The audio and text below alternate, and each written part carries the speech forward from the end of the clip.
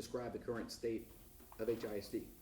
The thing that I would start off by saying is that this strategic plan has been focused on understanding this community, understanding the state of our schools as well. And what I do know is that we took a lot of time to engage with the community, really understand the community.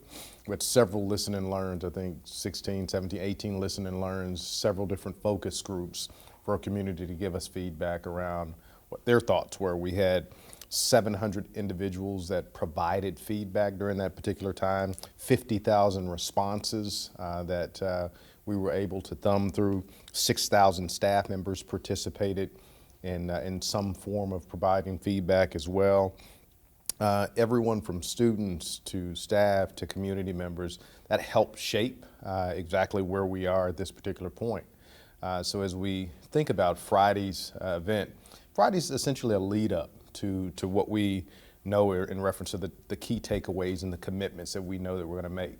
And what we know is that there are some wonderful things going on in HISD, but we also know there are some challenges as well. Challenges from many of the low performing schools that are D or F schools, challenges from the standpoint of finances as well. But what I can say is that even though these are issues that we inherited in terms of my new administration, these are things that we can fix. And this 5-year plan and what we're going to be doing on Friday, the 11th, in the state of the schools will spell out exactly how we're going to go about bringing students back to HISD to ensure that we have the kind of vitality that will ensure that our kids and our schools have exactly what they need. So I'm excited about Friday. I'm excited about sharing what the state of our schools are and what the 5-year direction will look like for HISD as well. Last week, you announced some budgetary decisions for the remainder of this school year. Can you just capsulize those? Absolutely. It includes, basically trying not to spend too much more money this year. Absolutely. So, a couple different things. We knew we couldn't wait until year 2, year 3. We needed to move forward and make some tough decisions now. So at the staff level, at the administration building here at Hattie Mae, we moved forward with a hiring freeze. We also have moved forward with budgetary freezes as well, not only at Hattie Mae, but also at the school level. Now we have a process to ensure that when schools have major needs that have to do with student learning, that they can bring those budgetary pieces to us, and we can take a close look at approving those items or not. So even though we have some major pieces from a staffing and a budgetary standpoint that we're freezing right now, it's necessary. And it'll help us move forward in the direction that we need to go. A lot of people may not realize it, but the decentralized nature of HISD, principals have a lot of control, or have had a lot of control. Should principals be worried about the kind of stricter posture going forward? I think the decisions that we're making are decisions that are based on student and not necessarily adults. So we have some phenomenal principals that are out there that do some phenomenal things, but I think our principals understand that this historically goes beyond their one school. This is something that really will determine the vitality of our entire school district. And when you're looking at it from a bigger perspective than just one school building, one grade level, and we've tried to do a good job with painting the picture with our superintendent's collaborative group of about 28 principals, as well as our larger group of 280 some odd principals as well, to have them to look through a lens that's a lens that's a lot larger than their particular school. So while there might be some concern out there, I think most of them understand that we're doing what's in the best interest to keep this district moving forward in the direction that it needs to go. Longer term, I was talking to the teachers union, they were like, off limits to them, teacher position cuts, materials for teachers. I mean, the state of the shortage right now among teachers, I suppose that cutting positions would not be on the agenda at this point.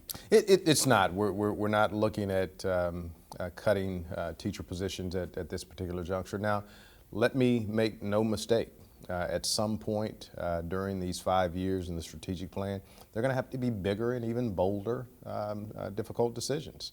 But right now, that's not where we are. We've announced some of the major financial decisions that we've already moved forward with, and that does not include any teacher cuts. The teachers union president even admitted that long-term, over the next 5 years, closing schools may need to be considered. She agreed with that, or thought that that would probably come at some point. In your mind, is that inevitable? I don't think you can take anything off the table in terms of what the future looks like. Again, much like teacher RIF, we're not looking at closing schools in this first year at all. But we don't know what the future will have to hold. We know that bold decisions will have to be made, much like we've moved forward for the last 3 months of the fiscal year, and making some pretty bold decisions to realize some additional funds. We're going to have to do some similar things moving forward in the future. But I think at the same time, when you look at what we're doing with our compensation plan and really paying teachers in a manner, teachers and leaders in a manner that they deserve. HISD is last or next to last in a majority of the categories in terms of paying our employees. And if you look at both compensation as well as the idea of what we're doing with our staffing plan, I think this will provide a step forward that we really need to kind of realize some of the savings that we've got to focus on. Now, compensation, some people may ask the question, or if you're going to pay more, we're going to create a bigger gap. But what I would say in answering that question is that we can't afford not to pay. There are 45,000 educators in the state of Texas that are leaving the profession on an annual basis. 1/3 of the educators in HISD, in a survey that we provided, indicated that at some point they've thought about leaving the profession as well. Knowing that we are last or next to last in the region in terms of pay, we cannot afford not to do something drastic to be able to support our educators or retain current educators as well. And you mentioned last week during the meeting that your predecessors, this goes back to them. A lot of the budgetary issues, spending increasing despite a declining enrollment. Did they do enough, you think, to address this? You know, I can't truly say exactly what was being done and how it was being done. What I can say is that we've inherited a situation that has really pushed us in a manner to do things in a different manner. So I know, regardless of who the superintendent is and what school district, they always want to do what's best for a school district. And that's what we're doing in this administration, and we're taking steps to execute what that looks like. I know a lot of private companies and a personal household, you look at spending going up and declining revenue, it just doesn't make sense, does it? Yeah, absolutely. And the way you stop that tourniquet of students leaving the school district is really ensuring that the neighborhood experience, because that's what we're seeing, the loss of kids in the last 15 years. And it was worse than what I expected in taking on this opportunity in HISD. As we take a look at, again, 15 years worth of data, that data tells us that there's been a downward trend. And we have to put a stopgap on that downward trend. And that starts with our neighborhood schools. So making sure that they have a counselor, they have a librarian, they have an art teacher, a music teacher, all those things that we heard during those first 100 days of engagement with our community. Those are the things that we're ensuring in this plan that our schools have and that our community appreciates in a manner that will afford the kind of student success that we want. Speaking of student success, the academic performance report, any surprises there? I know it was rather, disappointing when you look at the pure numbers and the data, 30% or so on grade level. Absolutely. Unfortunately, it's expected in terms of what I knew in some of the previous data points that I've been studying over the course of the last 8 or 9 months since I've been in this job. But I see those as opportunities moving forward to truly grow and build on what we already have. And a lot of that was pandemic related, you think? Some of it was pandemic related. I think there were some areas of weakness and strength in this school district that existed. But unfortunately, the pandemic did exacerbate some of those issues as well. We know that many kids chose to stay at home and be educated during the pandemic. And the data shows us, not only in HISD, but across the country, that many kids, not all, but many kids that stayed at home during that particular time and remotely learned, it wasn't a benefit in terms of their educational status. And HISD arguably was one of the more cautious districts. You just made the mask requirement optional, or mask usage optional. In your mind, is this thing over finally? Or what's your take on this pandemic right now? The data tells us right now, in terms of the hospitalization rates, the 14-day cumulative average in terms of positivity rate, and some of the other data points that we take a close look at, it tells us that we're in the best shape that we've been in since really summer. So my hope is that another variant doesn't find its way into communities across the United States or in Houston, so that we can continue with both this downward trend in data as well as good weather that we have in front of us as well. You think it's potentially we could have finally a normal year next year? That would absolutely be phenomenal. To put this behind us and sunset it would be, to say the least, one of the best things that I think the United States has seen in quite some time. On social media, I've seen people talking about the 5-year plan. Well, Superintendent House won't even be here in 5 years. Obviously, when you look at historic data, the length of service for a superintendent, what is your, at this point, plan just to see this through as much as you can? I know you serve at the discretion of others sometimes. Absolutely, and it's a fair statement, quite frankly. I think the average stay for superintendents in the United States in urban school districts is about 3 years. My goal is to be here and live this strategic plan out.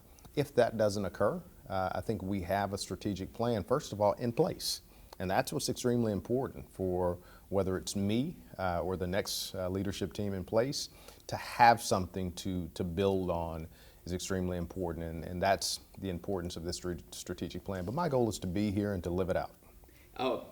Lynn Cannon, an anchorman at my station, messaged me the other day after a story on the board meeting from last week saying, what about the state takeover? Where does it stand? And a lot of people have forgotten all about the looming potential of state takeover. I know we've chatted before about your conversations with Commissioner Morath and others about maybe giving you a shot. Yep. Is that still the way we're going?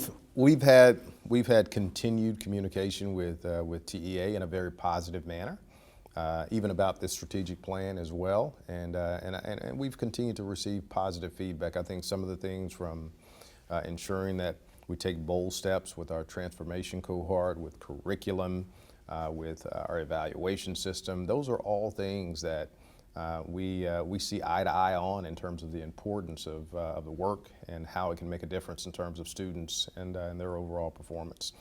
So it's been a positive relationship. I think moving forward, we'll have to continue from the board dais all the way down to the classroom, ensuring that we're doing exactly what it is that we know is good for kids, so that TEA understands that this is not just about smoke and screens. This is about getting the work done in the manner that it should be. There's still a court decision out there to be made, right? There is, and in reference to that, there really hasn't been a whole bunch of conversation about it, and it's not necessarily a conversation I'm looking forward to re-engaging with or whatnot. I think what's important is the work, and that's what this strategic plan is about. It's about moving the right work forward to ensure that we're doing what's best for kids. Still no regrets about taking this job? Absolutely not. We love Houston. We love HISD. And probably most recently, I've learned to love this thing called the Rodeo as well. You have a hat? I have a hat. Now I'm from Oklahoma, so a hat was required. But as they say, everything's a little bit bigger in Texas, and so is the rodeo.